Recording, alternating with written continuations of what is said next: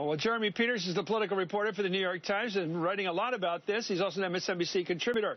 Matt Schlapp is chairman of the American Conservative Union, and Jennifer Rubin is an opinion writer for the Washington Post. It's a great group to have on to discuss this state of play here. Jeremy, you've written about it all. I read your piece this morning. Actually, I failed to give you credit a couple of days ago for another piece. I gave it to Patrick Healy. You wrote it, so back to you again.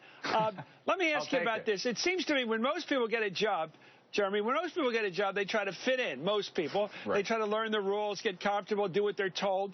Trump's got this job. He's the nominee of the Republican Party. It's going to happen. Instead of sort of getting used to the situation around, seeing who the people are he's got to deal with, he's going to war again, this time against Ryan. Ryan won't play ball.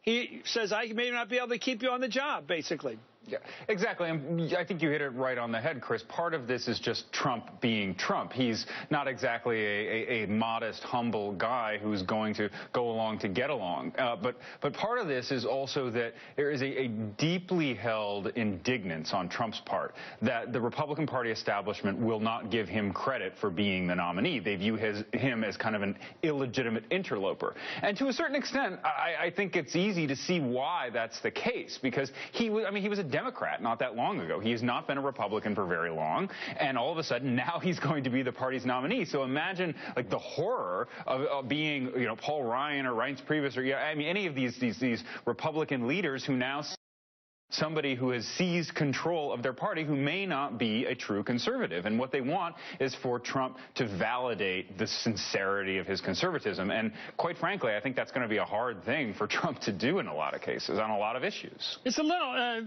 Matt Schlapp is a little late for a vetting process. He's won the nomination. Right. They're asking questions that should have been asked a year ago. And by the way, Trump's doing what I always thought. We all know Trump does. Jennifer, we all agree. He stays on offense. He never goes on defense. He's always attacking. Number two, he always wants to master his current opponent. He always wants to look like a bully or a master of that opponent, this time Ryan.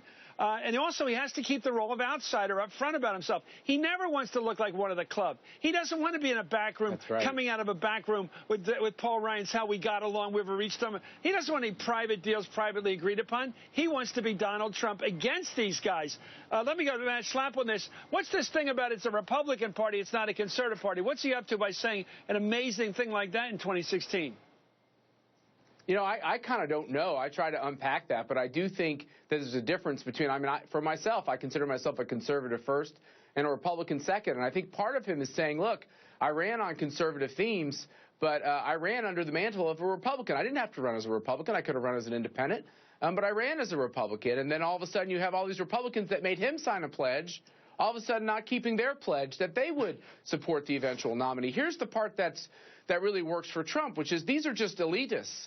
These are people that believe that they should be able to overrule what the voters did. I mean, he's gotten 1 million more votes to date than Mitt Romney got. He is going to break all the records on the GOP side for the number of votes in the Republican primaries. Our turnout is up over 60%. So, there's a lot of facts here that people need to get a grasp of, which is a clear message is being said to these party elites. We want to try something new.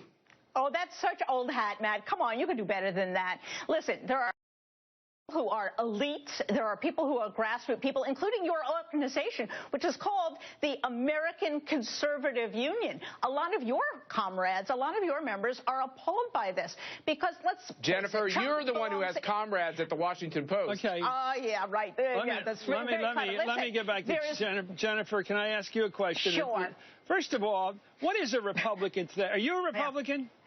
You are. Okay. Now, is a Republican somebody who's... I actually don't know, because what I am is a reform conservative. So I don't know the answer to that, because I don't know what the Republican Party is today. And the reason why this fight's come up, because Trump, he does have an advantage here, nobody knows, because is a Republican who's a free trader. I always thought Republicans are the modern era of free traders. He is definitely not. Apparently the people who voted for him are not. That's fair to say. On hawkishness, generally, Middle East, anywhere in the world, with China, he's definitely talks a big game, but he's against the Iraq war. He doesn't like that sort of aggressive politics, taking down those governments over there. Regime change, against the whole thing. So what's a real Republican? For regime change as a foreign policy, or somebody who's against it like Trump? What's a Republican? Let me tell you what is not a Republican. That is somebody who decides every day what he wants to say about anything. Listen, it's It's not that he's a Republican or not a Republican. It's that he's a lunatic. He wants to give nuclear weapons to South Korea and to Japan. He wants to, one day he says he's going to not stand by the sovereignty of the United States. The next day he says, well, it doesn't matter because we can print money. This is not a man with principle. This is a man who, as you said, so we know is on offense. Okay, it's not nuanced with you. By the way, I think he has been consistently against the Iraq war. He's been consistently against trade. I mean, those are positions. To death. No, in this campaign. Well, he keeps saying he was against the Iraq war from the beginning, and that's been fact-checked 6 ways from Sunday, and that's wrong. It's a lie. But for the voters who voted for him, the question is, what is a Republican? That's all I'm trying to get to. Let me go back to Jeremy Peters. This definition of who's in and who's out has come down to a push between him and Ryan. And the question is, Ryan was so quick to say today, or very recently in the last several hours, I'm willing to walk if he tells me to. I thought that was profoundly important to acknowledge that the guy who won the nomination has won the nomination. Some of these other people aren't willing to say that. I think it's two things. I think it's what you were just referring to, Chris, that Ryan is recognizing the legitimacy of these millions of votes that have been cast for Trump and the true feelings in a lot of the Republican Party right now that they want to see change. But it's also Ryan creating distance, and that's what he needs, distance from the top of the ticket. So Republicans, if it comes to this, don't get totally clobbered in November. And that's, if you're Paul Ryan, if you're Mitch McConnell, that's what you're worried about. Because some of these numbers that they've been looking at showed a Cruz ticket actually faring worse. So right now, they're, with Trump at the top of the ticket, they're looking at a little bit better situation, but they're still pretty spooked. Well, right now, Trump continues going after his detractors. This weekend, he attacked Mitt Romney, Jeb Bush, and Senator Lindsey Graham, all of them. Let's watch that attack.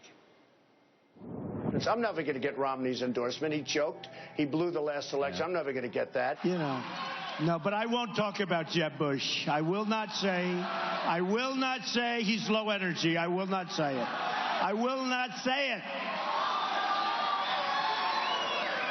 And I won't talk about Lindsey Graham, who had like 1 point. He fails with his campaign horribly. He then endorses somebody else, and then he endorses Bush, and he endorses everybody. He's like bad luck. As soon as he endorses the people, they drop out. I'm not a fan of Jeb, but he said he's not going to come to the convention. Who cares? And who cares? You know how many votes I'm going to lose because of Jeb not coming to the convention? I actually think I'll gain votes. You want to know the truth? Back to Matt Schlapp and talk turkey here. It seems to me that if you're, whatever you think of Trump, you can call him a lunatic. As Jennifer's fair to say, fair game. He does say things that don't add up. I agree with that. And he isn't a consistent ideologue of any political persuasion I can figure. But he does have all these votes. And my question is, I think he's going to get at least about 45% in the general, which means he's going 90% of the way he has to go. 90% there. All he needs is 5% more. He's won the thing. So the question is, what's going on here, and has he run his course? Is it your sense that he has another 5% out there that he could get and win the general election? Matt, can he be president? Yeah. Look, I think there's a plausible path for him to be president, which is, I think, why you have many more Republicans coming on board than are staying away. And, I think if you look at the fact that he says, look, about half of America doesn't even vote. We've got a lot of people who somehow feel unplugged from the economy. They don't feel hopeful about the types of salary and wages that they've had. They don't feel hopeful about their chances in the economy. They don't like where America is overseas. And maybe he'll convince more of those to come back into the game and to vote. And I think he also realizes that he can make inroads with voters who maybe even aren't that ideological but tend to be on the left, who just feel like economically they've been left behind. I think these are the voters Bernie Sanders are speaking to, and I don't think they like Clinton Incorporated. I don't think that's their kind of candidate. And I think he feels like he can put states like Michigan and some of these Rust Belt states back on the map. So I think he's got a path. I wouldn't say that he's got a slam dunk, but he's got a path. Okay, thank you so much, Jeremy Peters, Matt Schlapp, and Jennifer Rubin. Thank you, Jennifer, being crystal clear.